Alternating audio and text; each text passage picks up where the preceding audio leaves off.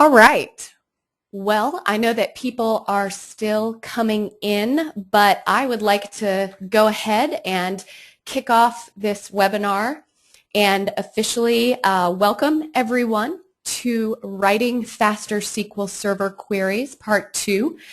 It's co-hosted by Experts Exchange and Tim Chapman of SQLServerNation.com. I am Jen Prentice with Experts Exchange, and I would personally like to thank all of you for attending this webinar. A few things to note before I introduce Tim. First, if you take a look at the right side of your screen, you should see a chat window and a question and answer box. This is where you can ask questions that you might have for Tim about the presentation, or ask questions to myself and my other panelists if you have some questions about the software or hearing the webinar properly. You all are muted whenever you enter the webinar, so you can't talk to me, but you can message me via that functionality.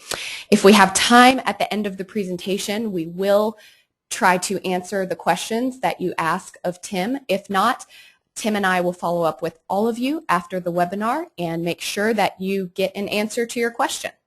Second, if you have to leave the webinar early, don't worry. We are recording Tim's presentation and we are going to make it available to everyone after the webinar is over. Now, I know that many of you who are listening to this webinar are already a member of Experts Exchange. For those of you who aren't familiar with us, we are a technology help website where individuals and businesses can go to find answers to questions on over about 900 different technology topics. We've got thousands of experts, including over 300 Microsoft MVPs like Tim on the site, which usually means getting an answer to your question in 45 minutes or less. But I know that you guys all signed up for this webinar to hear Tim's presentation, and there's going to be plenty of time to learn about Experts Exchange after the webinar's over. So without further ado, I would like to tell you a little bit about Tim. I am thrilled to have him here giving this presentation today, and I'm also thrilled to have him as one of our top experts on Experts Exchange. So when he's not helping people on Experts Exchange get answers to their technology questions, Tim is a SQL Server consultant specializing in system architecture, administration, and performance tuning. He is the owner of SQLServerNation.com, and he has passed the SQL Server 2005 and 2008 MCITP tests, that's quite a mouthful, for database administration and database development. And last but certainly not least, in 2009, Tim was given the Microsoft SQL Server MVP Award. So without further ado, I would like to turn things over to Tim Chapman.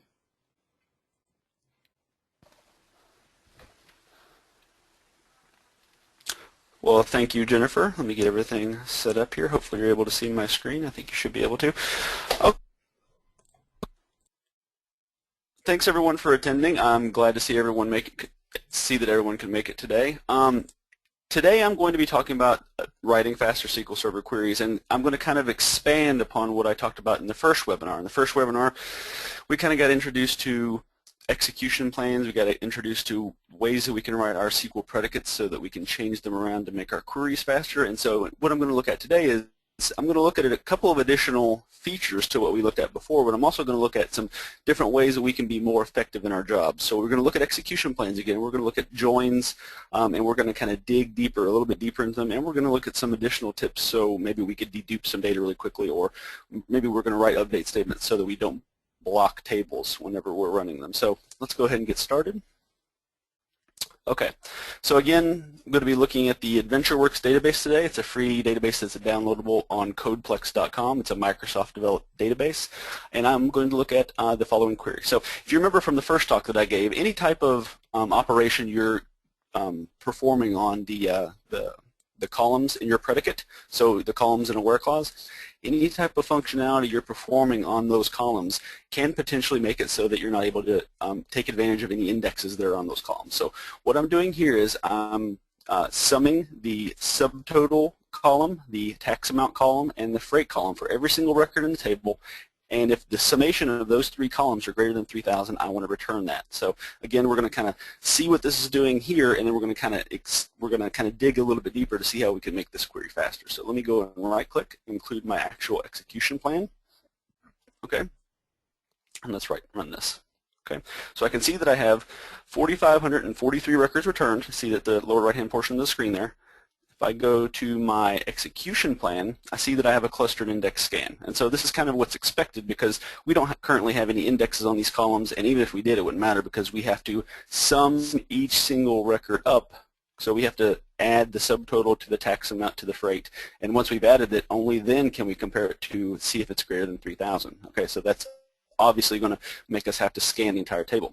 So there's a couple things that we can do to kind of get around this, especially if this is a common query. So if this is something that's common in your system, maybe there's some things we can do to enhance this. So one thing I can do is in SQL Server, I can add something known as a computed column. So whenever I create a computed column, and this is what the definition of a computed column is here, it's just an alter statement.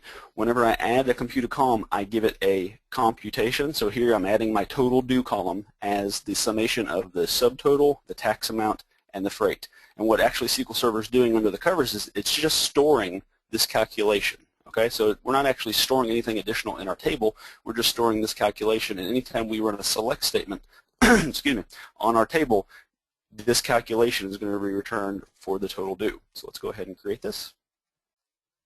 All right, come back, and now I can use my total due column in place of this calculation here. Okay, look at the execution plan, same execution plan that we have before, but there's a couple of things to note here. Number one, using this calculated column kind of abstracts me from having to remember that computation each time, so that's an added benefit for me. Another thing worth noting here is whenever I use this computed column, SQL Server is going to give me a little bit of an indication that maybe I could benefit from creating an index on this computed column. You can see this right here in this green section here. Okay. And so actually what I can do for this particular scenario is I can create a non-clustered index on that computed column. Okay, so I'm going to go and create a non-clustered index with the index name on my sales order header table on the total due column. Okay, and that actually creates a non-clustered index structure that I'm able to query. Okay, so now it's persisted.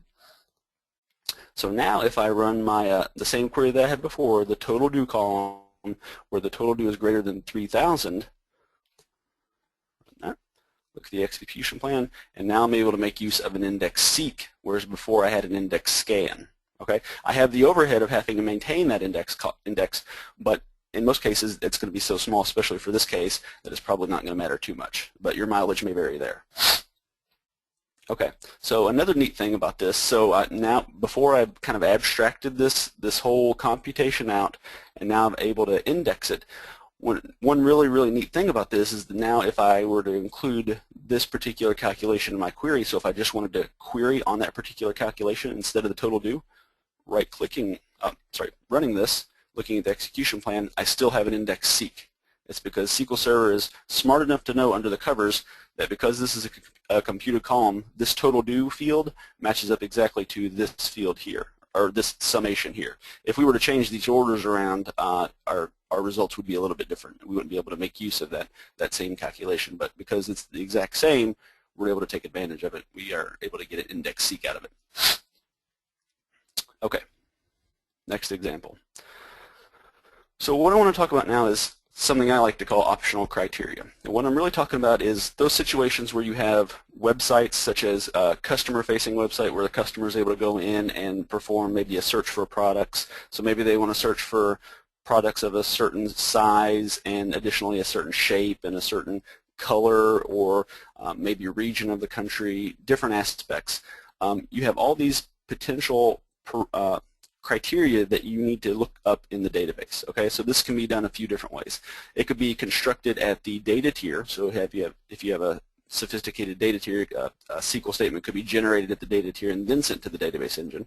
Or how I've seen it implemented many times over the years is through the use of these optional parameters. So in SQL Server, whenever you send parameters into a function or a stored procedure, well, namely a stored procedure, you can't send them into a function like this in this manner. But what I'm doing is I'm making these input parameters null. nullable. Okay, so I do not have to send them in. Okay, I could totally omit them, and if I omit them, it's essentially the same as running this. So, and we are able to note that with the equals null designation there. So creating a stored procedure, have 3 optional input parameters. One's a rogue WID, one's for my product ID, and one's for my sales order ID. And then I'm simply doing a select star, and I'm trying to account for all this criteria in my where clause. So here, my rogue WID column from my table, I'm checking to see if my rogue WID column from my table equals the parameter that I pass in. If it does, great. Otherwise, I have this OR branch here, and if the parameter that I pass in is null, that makes the statement true as well. Okay, so if I don't pass any parameters in, it's essentially the same as running the select star from sales order detail logically, but in terms of how the optimizer is going to handle this query, it's going to be a little bit different because it has, excuse me, because the optimizer has to go in and evaluate these predicates. Okay, and because of that, it makes it really, really tricky for it to come up with a good enough plan or a good plan for our particular query. So here's another way to handle it, and I've seen this handled many, many times over the years, where you pass in these optional parameters, and again, they're handled in the where clause, but they're handled a little bit differently. They're handled with a function. Okay, and in this function we have, we're using isNull, which is a T-SQL function, and it accepts two parameters. Okay, it accepts the first parameter and checks to see if that first parameter is null. Okay, if it is null, it will use the second parameter. If it is not null, then it will use the first. So basically, I'm setting where my criteria from where my field value from my table equals this value if it's not null, otherwise I'm going to use this value. And this rogue WID or this product ID here, if my parameter is null, is going to equal to my field value here, so it's kind of equal. It's kind of a tautology. It's a 1 equals 1, except the fact that the database engine doesn't necessarily handle it that way, and it's not able to go and factor it out in such a manner. So it's almost always going to result in a table scan because we're using that isNull function. Okay. Now, another way to handle this, and I'll argue a better way to handle this, is through the use of dynamic SQL. So I'm not going to go into the ins and outs of using dynamic SQL today. I'm sure everyone listening to this has heard of dynamic SQL and some of the perils that it can cause. It can potentially leave you open for something known as SQL injection, where someone is malicious and can enter code into your website, and that gets gets executed at the database engine. But in 99% of the situations that you run into, dynamic SQL can be mitigated just through the use of some careful coding. Okay, and I'm actually not taking these practices into account in this example, but dynamic SQL is just a tool, like a cursor. Okay, it can absolutely speed up your SQL statements in cases like this. Okay, where you don't know the parameters that are going to be passed in, and so at execution time, you're going to generate the SQL string and send that to the database engine to be executed. Okay, so let's take a look exactly what I'm doing here. The same optional parameters that I'm passing in, so I'm still passing in rogue WID, I'm still passing in product ID, I'm still passing in sales order ID, and at any point in time I have no idea what combination of those values are going to be passed in. Okay, then I'm going to come down here. What I'm doing here is I'm declaring a local variable, I'm naming it SQL, and it's a Unicode string, so it's an in-var variable. Okay, and then I'm immediately assigning a select statement to it. Okay, so I'm setting select SQL equals select star for my sales order detail table where 1 equals 1. And really what I'm doing here is just kind of a little trick to get around having to embed some nasty logic into my additional case statements to see if I've already added a predicate or not. So 1 equals 1, and then any additional concatenation that I need to do, I can just use an AND clause. Okay? So what I'm doing, then once I've got a select statement assigned to my local variable, then I can go through each additional parameter and see if it's null. If it's not null, then I will concatenate it. If it is null, then I don't really care about it. So here I'm going to set my SQL variable to itself, plus I'm checking to see if my rogue WID is null. Okay, if it's not null, then I'm going to append or concatenate the predicate and rogue WID equals, and then whatever value I have in my rogue WID column. Same thing for my product ID. If my product ID is null, then I'll concatenate an empty string. Same thing for sales order ID. But if they are present, then I'm going to go and add some additional criteria to my query. And again, because product ID and sales order ID are integers, I have to cast those as a Unicode string. So that's what my cast is doing here. So at any point in time, it doesn't really matter what's being passed in because I'm handling it in my code, and the result is going to be a SQL statement. It's going to be perfectly tailored for the select state or the parameters that are going to be passed in. So no special casing or special handling in my where clause for any weird scenario for the parameters that are being passed in, and then I can just, once I've built my SQL string, I can just send it to execute it. Okay. Before I do that, there's two ways to execute dynamic SQL. There is the execute clause, which is known as dynamic string execution, and then there's usage of SP execute SQL, which allows for passing in of parameters. Okay, so that's a little bit more secure through the use of parameters in terms of mitigating that risk of SQL injection, but there's still always going to be a risk there. So you always still have to scrub your input. I just don't happen to be doing it here. Okay, so I'm going to go ahead and create these three procedures. Okay, and again, creating procedures is really nothing more than a metadata operation. We're just taking these, the definition of these procs, and we're just putting them in the database. Okay. I'm going to right-click. I'm going to include my actual execution plan. And now I'm going to pass the same parameter values to each one of these procs that we just created. So I'm going to send in a sales order ID, and I'm going to send in a product ID. And once I've done that, we're going to execute these procs, and we're going to see where the load lies. Okay. Run these. Okay, so we have the same three records returned for each proc, which is kind of what we expect. And let's look at the execution plan. Okay, so three different execution plans, drastically different execution plans. For the first statement where we're using the OR clauses, okay, this is where we're using the ORs, we have an index scan, okay. We're able to make use of that index scan, and it's a lot faster for this scenario because it's on a non-clustered index, and that non-clustered index is going to be a lot smaller than the table that we're holding our data. So in this case, we're taking up 20%, 26% of the overall processing. Okay, we still have to do a lookup. We're going out to disk to go and get some additional records because we're doing a select star here. But overall, this is actually not too awfully bad because we're able to make use of that non-clustered index, and it's going to result in a lot less pages that we have to read from memory. Okay, down to our second clause where we're going and we use the isNull. Okay, if you remember, we use the isNull. We're checking to see, we're interrogating that isNull value, so that function call against the actual row, the field in our table that we're querying against. And because we're using that isNull, we see that we're having an index scan, a clustered index scan. So the clustered index is the table itself, so we have to go out to the leaf page of that clustered index, scan through all those index page or all those data pages, and then compare the results at each level against what we're querying for. So it's going to result in a table scan, and ultimately 73% overall of our processing. Okay, come down here, and we have a clustered index seek. Okay, this is where we use the dynamic SQL. And the reason we have a clustered index seek, let's look over at the messages tab. I printed out the actual SQL statement that was generated.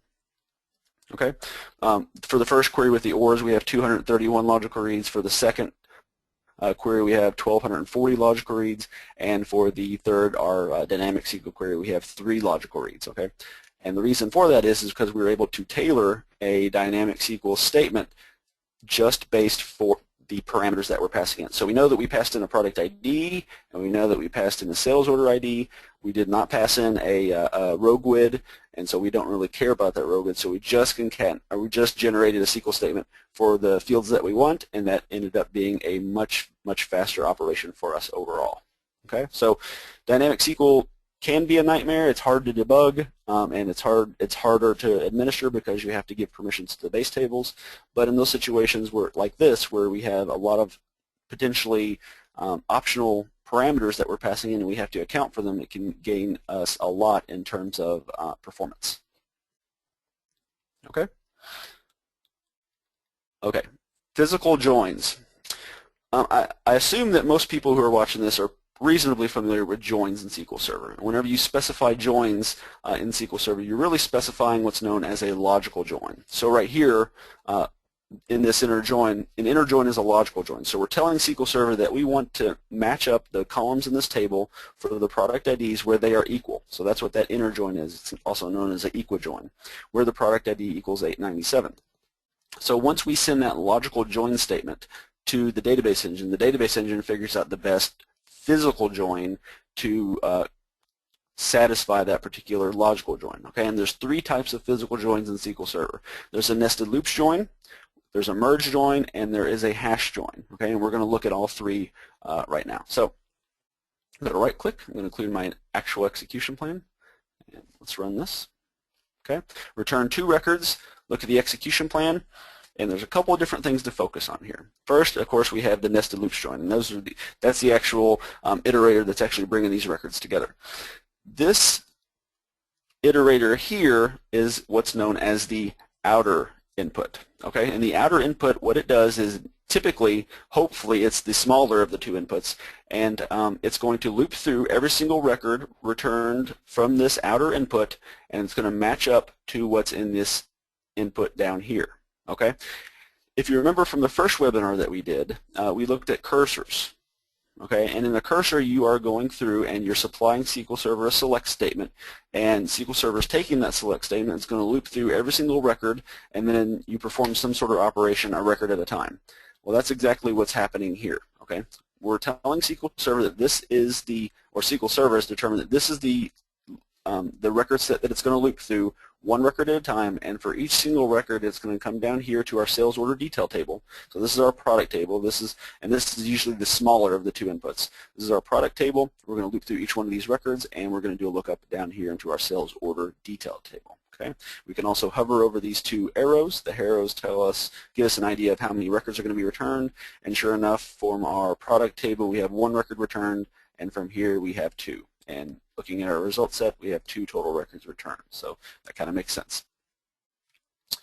Okay, so that's a nested loops join. Nested loops joins are really great for those scenarios where the columns that you're joining on are indexed, and you have a smaller table joining to a larger table. And also a nested loops join is the main, I don't want to say it's the only, but I want to say it's almost the only physical join operator that can satisfy any type of join. So any type of join to a function call, like a cross apply, or any type of other type of like a semi-join, those types of things are almost always satisfied by nested loops. Not always. Merge join does come in there to play as well, but in most cases, whenever the type of looping construct, or the type of join construct gets a little bit trickier, nested loop is going to be the one that's probably going to handle it. Okay, on to a merge join, and this returns around 31,000 records. Looking at the execution plan, okay, for a merge join, it has a couple of prerequisites. Okay, first and foremost, the two data sets, or the two tables that you're joining, have to be in sorted order. Okay, and it's going to hopefully make a little more sense in terms of what that means in a second. So let's take a back look at the query here. So we're joining the sales order header table on the person.contact table on the contact ID column. And I can tell you that both of these columns in this table are indexed on the contact ID. So come over here, and we can hover over this particular iterator, and we can see down here that the ordered portion of that particular operator is true. Okay, and it's going to have to be here as well. Okay. So both of these sets are ordered, completely ordered, and that is very, very meaningful for SQL Server because of the way it actually implements this join. So the way a merge join works is I'm going to call this set A, I'm going to call this set B. Okay, and assume that set A has maybe 4 records. Okay, and maybe set B has, I don't know, 6 records or so, something like that, 5 records. Call this A, and we'll call this B. Okay, so the way that merge join works is SQL Server will come to the very first record, okay, and it knows that these are in sorted order, and hopefully at least one of these are unique. Okay, you really need at least one of these sets to be unique because of the way that which SQL Server may have to go back through the record set and start doing the merge join again if they're not unique. Okay, if they're not unique, that may cause a in-memory representation. So you may have to allocate some memory for a merge join if they're not unique, but hopefully you won't.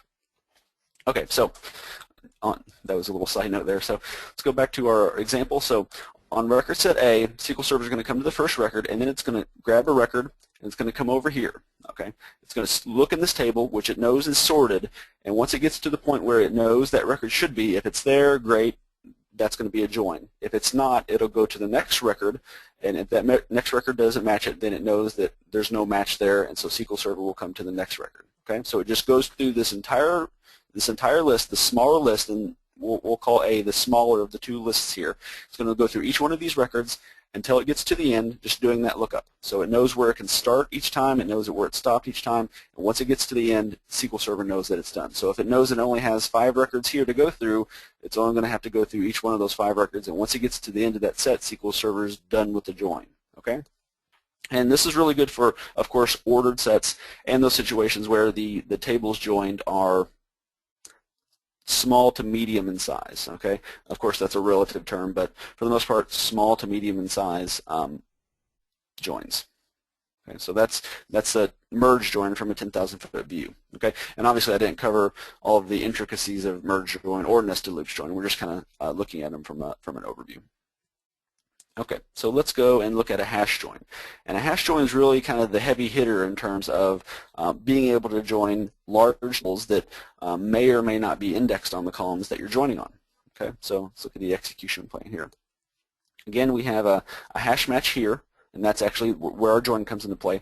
And the hash join works in 2 phases. Okay, so again, this is the outer, so we'll call this the outer portion of the join. Okay, and what it does, and this is again is usually the smaller of the 2 inputs, SQL Server is going to allocate some memory for this particular join. Okay, it always has an in-memory representation, and it bases that memory representation on statistics on the table. So what it does is it creates an in-memory hash table, which is basically a kind of a bucketing structure for the records that it's joining on here, and it puts these records into buckets. So once that's done, and that's actually a blocking operator. So while SQL Server is doing that, your query is stopped. It can, even if it's gone parallel, it can't do anything else really. So it's building that query, that hash table in memory, and once it's done, it's going to come down here to this table, and for each single record in this table, it's going to hash those values and check to see if it matches into that hash table. If it does, great, then it's a join. If it's not, it's tossed out, and that's kind of how a hash join works. Okay. So a little bit trickier than the other ones because it has to allocate some memory to go and build that in-memory hash table. And that memory allocation is known as the memory grant. Okay, so if we hover over our select clause here, we can see how much memory was basically requested for this. And this is in kilobytes. SQL Server, based on its statistics, thought that it needed about 7984 kilobytes of in-memory representation to satisfy this particular query. Okay, and this is another situation where statistics play a huge factor in the performance of your system, because if SQL Server guesses wrong, it could spill some of your query result set out to TempDB, and then it'll have to page it back in. And we're actually going to look at that right now. So whenever that happens, it's known as a hash warning. So what I'm going to do here is I'm going to kind of run through this real quick because I want to be able to get through all of our examples today.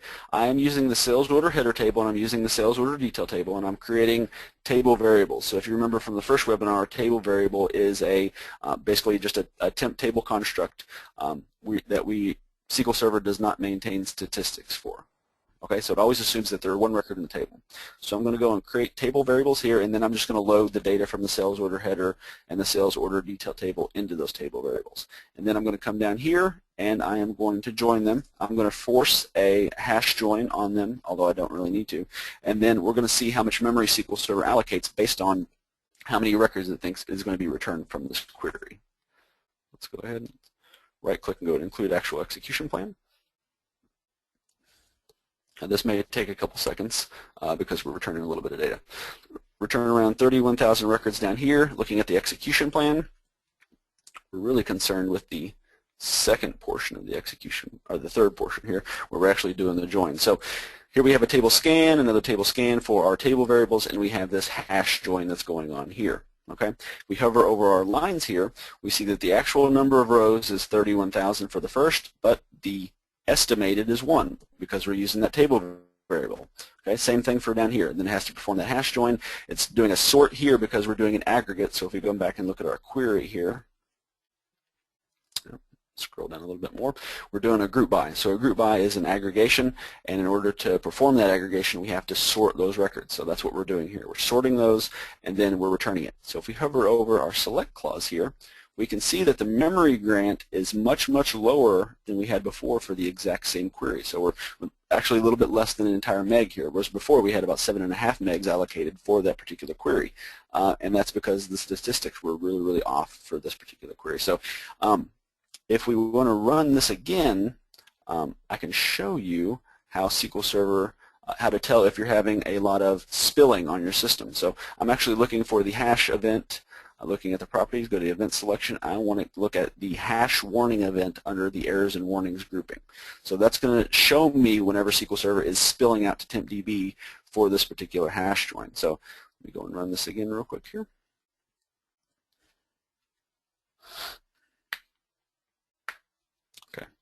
SQL profile, and we have a hash warning because SQL Server had all this memory, had a small amount of memory allocated. Once we ran in the query, it realized that it wasn't going to be able to fit those records into the memory that it had allocated, so it has to start paging in and out of TempDB. Okay, and that can be a major drain on your queries if you're having to do that a lot. Okay, and another thing. Hash joins have an in-memory representation, so they have a memory grant associated with them, and sort operators have a memory grant associated with them as well. So they can almost always, so they're having a memory allocated for them, and they could potentially be paged out as well. Okay, and also on systems that are heavily bound for memory, you could have the situation where you have a lot of queries that are waiting for memory grants because there's not enough memory to be allocated. Okay.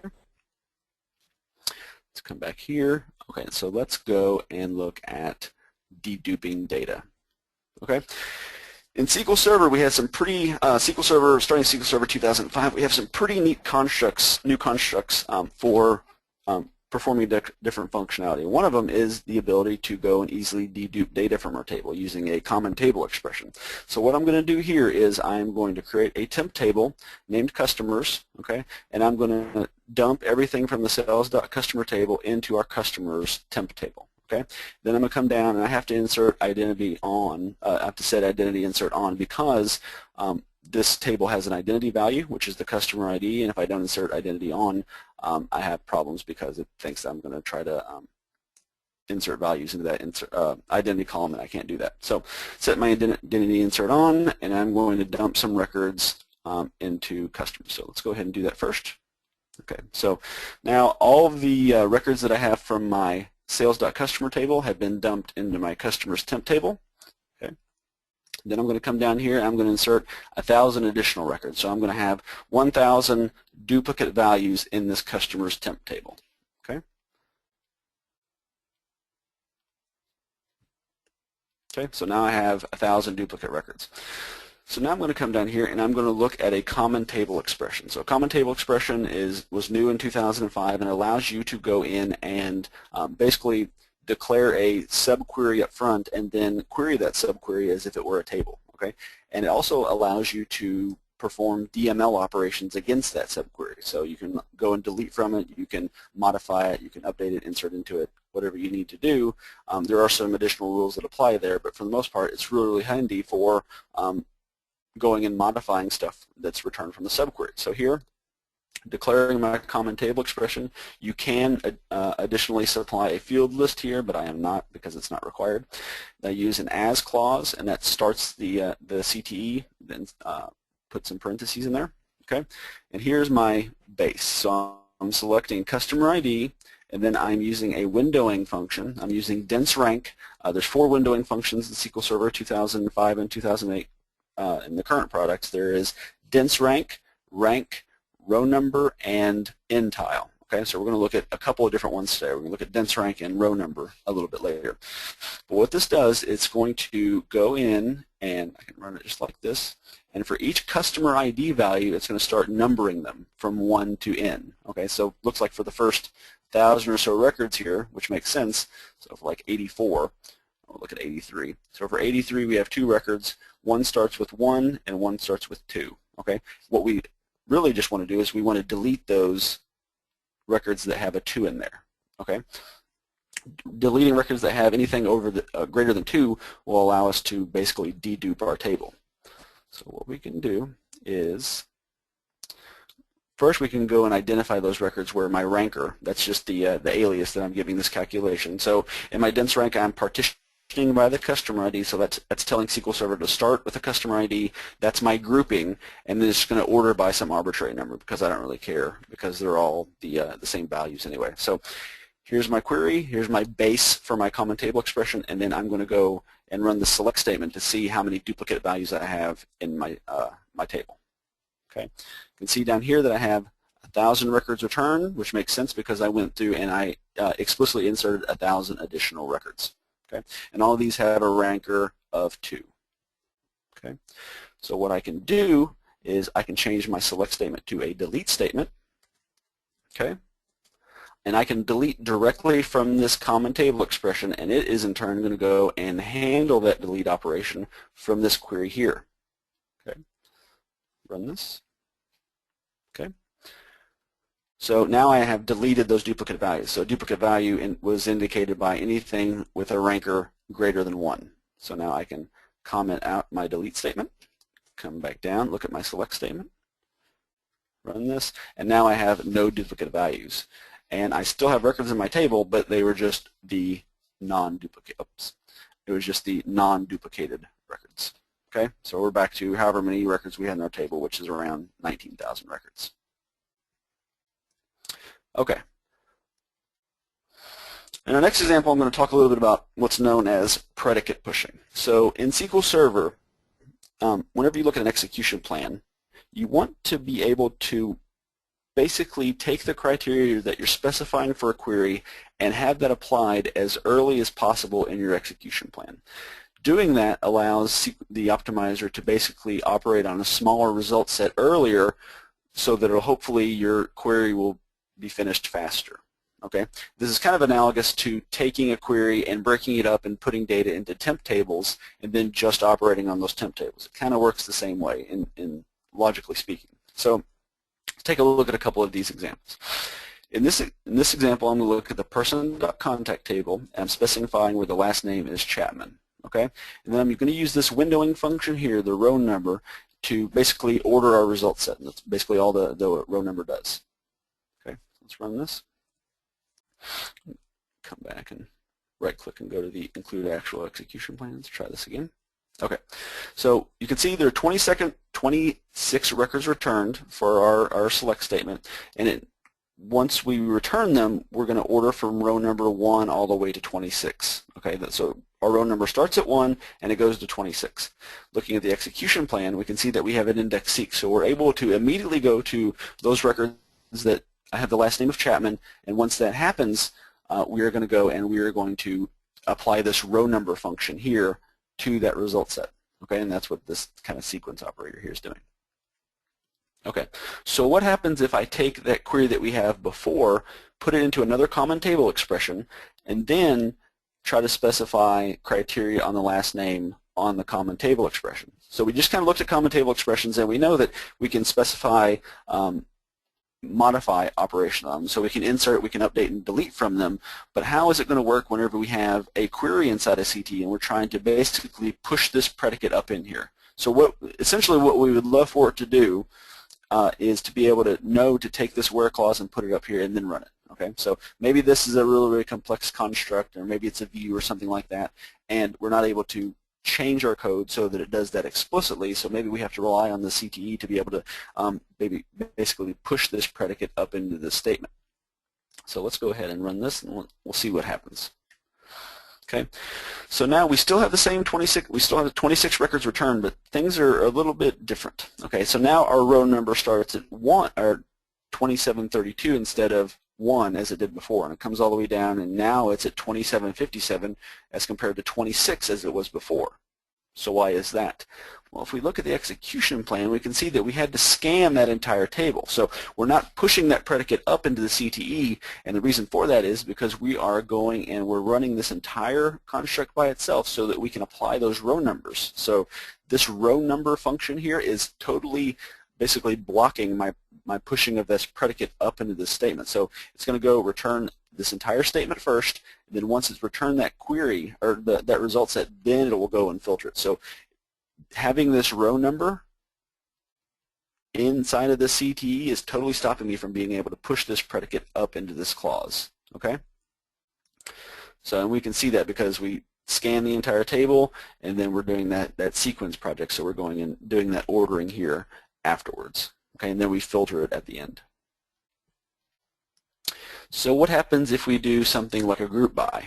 Okay, so what if we have a group by statement? Is that going to stop us from being able to push this predicate up to, potentially we'd love for the predicate to be up in here, right? So we'd love to be able to, in terms of our execution plan, we'd love for it to be able to be pushed up into this statement before we have to go and scan that entire table. So we'd love to be able to seek it out. So let's see if that happens. So we return last name Chapman, we have 26 records returned because we're just doing an aggregate, right? But if we look at the execution plan, we now have an index seek. Okay, and then we're going to be able to go and perform that aggregation. The reason for that is, for this particular query, this group by is not preventing this predicate pushing. Okay, group by can stop predicate pushing, but for this particular query it is not. Okay, and your mileage may vary depending on the select statements that you're using. Okay, the different constructs. Maybe you have outer joins, maybe you have cross joins, maybe you have just some weird functions that you're calling your group by that would stop it from being able to push that predicate into it. But for this simple statement, we're perfectly able to take this last name. Okay, SQL Server is smart enough to go take this last name, push it up into this statement, and then once we've done that, it's going to just return that statement as we normally would. Okay? And again, one more example here. Here we have the person.contact table again, same aggregation that we had before, but again we're using this row number function, which is going to stop our predicate pushing. So let's run this. Okay, return the one record. We have 26 records for Chapman, and we have a row number of 208, which really doesn't make any sense to us right now. Looking at the execution plan, again, we're back to the index scan, and the reason for that is because it has to go and do that row number function once it's returned all that data. So you can see the row number is here. It's doing the row number here after it's returned all this data, and then it's going to go and do that filtering operation for our where clause. Okay, so just something to look at whenever you're looking at subqueries or CTEs or views, and if you're using these windowing functions, they could potentially be prohibiting you from making efficient queries against those objects. And I've seen this several times in views over the past few years where these windowing functions are used in the views, and trying to push those predicates into those views results in a pretty poor execution plan, or at least not one that we would expect. Now, that's not saying that this is a bug or anything like that. This performs exactly how it's supposed to in terms of the semantics of how row numbers and other windowing functions work. It's just kind of a side effect of the way that it does work. So it's something you need to be watching out for. Okay, it looks like I'm pretty good on time. So on to large updates. So excuse me.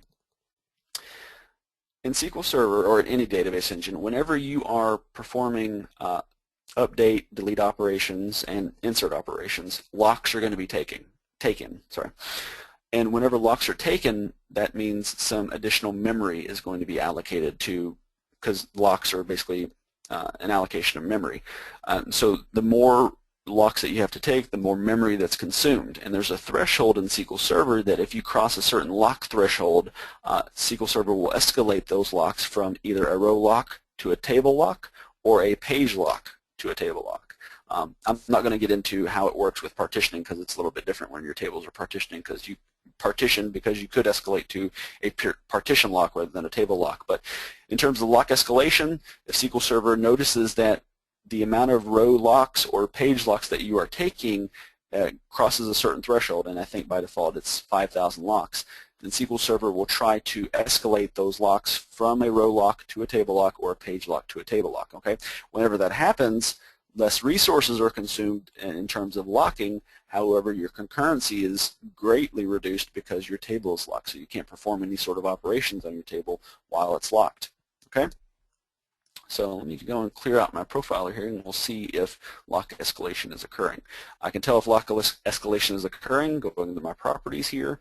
My event selection under the locks grouping, I'm looking for lock escalation. Okay, if you see a system where you have a lot of lock escalation events, it's surely a sign to go in and see what is causing those events, because there's probably going to be some situations where you need to perform some tuning. Okay, you can also look in the sys.dm DB index operational stats. There is a field in there that will tell you how many escalation attempts were attempted and how many were successful for a particular index on a table.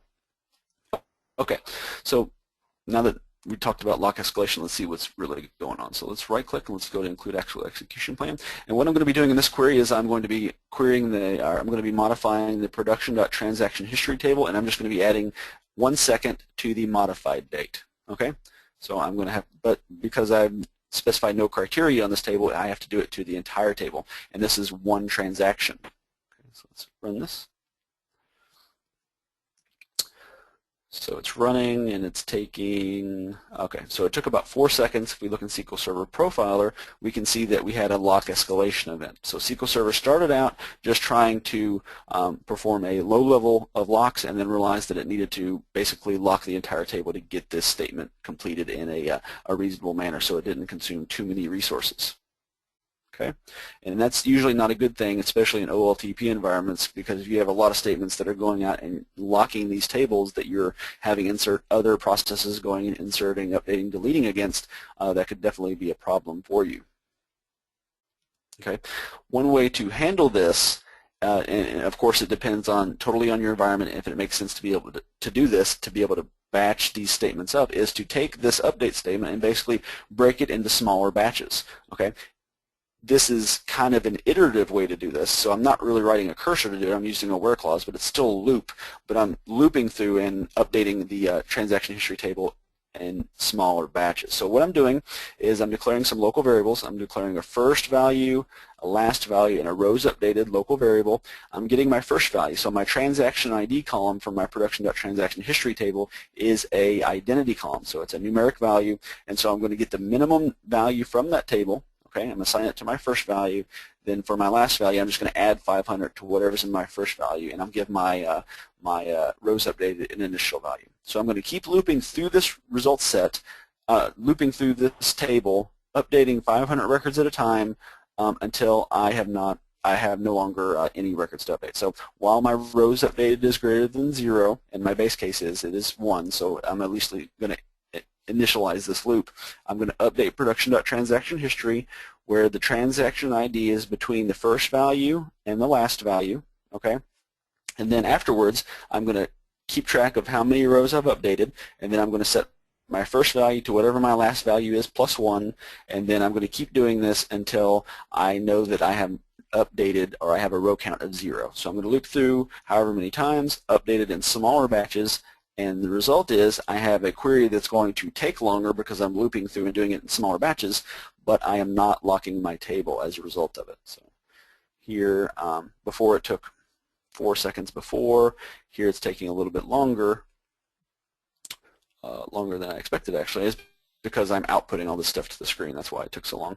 But if we look at the execution, I don't want to look at the execution plan, but if I look at the output of Profiler, I no longer have any log escalation events. This event was from before. It took a little bit longer. That's because I was outputting the execution plan and the results of statistics.io, and the reads were more, but I did not lock my table. So there's always a trade-off in database environments. So if you have really, really fast queries that are really, really long queries and they're updating a lot of data, that didn't make sense. So if you have queries that are you're trying to update a lot of data in one single transaction, it may end up running faster than it would if you were to batch it, but you're going to end up locking the table because you're doing it in one transaction, and it could escalate to a table lock. Okay. So on to talking about transactions a little bit more. Here I'm going to load a numbers table. So if you don't have a numbers table in your database, I would suggest that you create one because they're very, very handy for a lot of different purposes. But that's a talk for a different day. So what I'm doing here is I'm creating a numbers table. Okay, it only has one column, and then I'm do 2 different loops. I'm going to try to load 12,000 records into my numbers table. So let's go ahead and create it first. All right. In this first example, I'm going to loop through 12,000 times, and as I do this, I'm going to do it in 12,000 separate transactions. Okay, I'm going to loop through so long as my initializer here is less than or equal to 12,000. I'm going to insert a record into my numbers table, and as I do that, that's 12,000 separate transactions that have to be written to the transaction log. Okay, so let's see how long this takes to go and So I'm going to run this. Excuse me.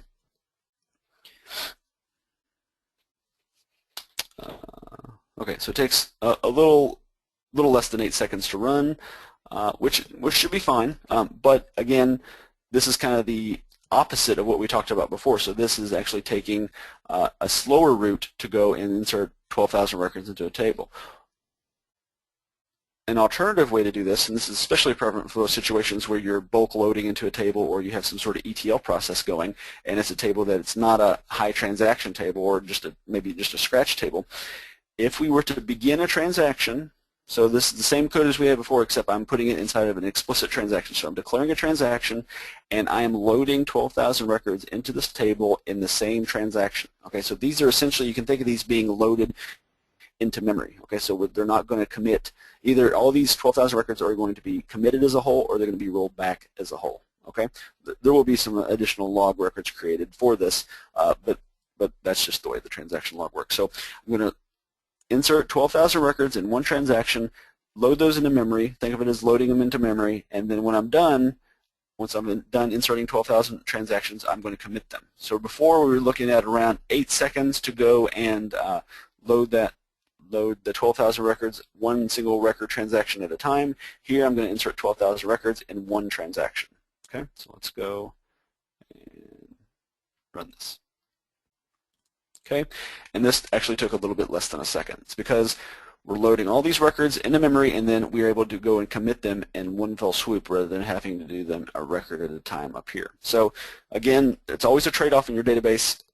For a database application, does it make sense to go and lock the table and perform these large set operations to the table, or does it make sense to not lock the table and perform our set operations in smaller batches? Now, I'm not necessarily advocating doing everything a record at a time, far from it, but you will see those environments where it doesn't necessarily make sense to run really large updates just because of the amount of throughput that's flowing through the system. Okay, and breaking your operations up into smaller batches can help you get around some of that. Okay. We do have time for one more quick example. I'm going to look at data type precedents. Okay, so in SQL Server, and I would assume most relational database engines, the data types have a precedence. So whenever you set criteria or you're comparing one data type to another, the operation has to be casted. So you have to basically compare two data points of the same data type. So here I'm going to look at invarchar values and varchar values. So in the production.product table, there is a varchar column. It's an invarchar column. And an invarchar is a Unicode string. So invarchar is going to encompass all types of strings, including varchar strings. Okay, so invarchar basically holds the entire spectrum plus any type of varchar value. You can think of it that. So it's a much larger spectrum of potential data points. So invarchar is the name column is the invarchar string, and then I'm setting criteria on this value, HR crankum, and I'm casting that as a varchar value. So I want to look at the execution plans, and I want to see what's kind of going on with our execution plans. I want to see if SQL Server is going to be able to cast this appropriately so that we can perform a seek, because this value, this column is indexed, and see if it can perform a seek or if it has to go and scan the entire table. So let's go and run this. Okay. Looking at the execution plan, we're able to perform a seek.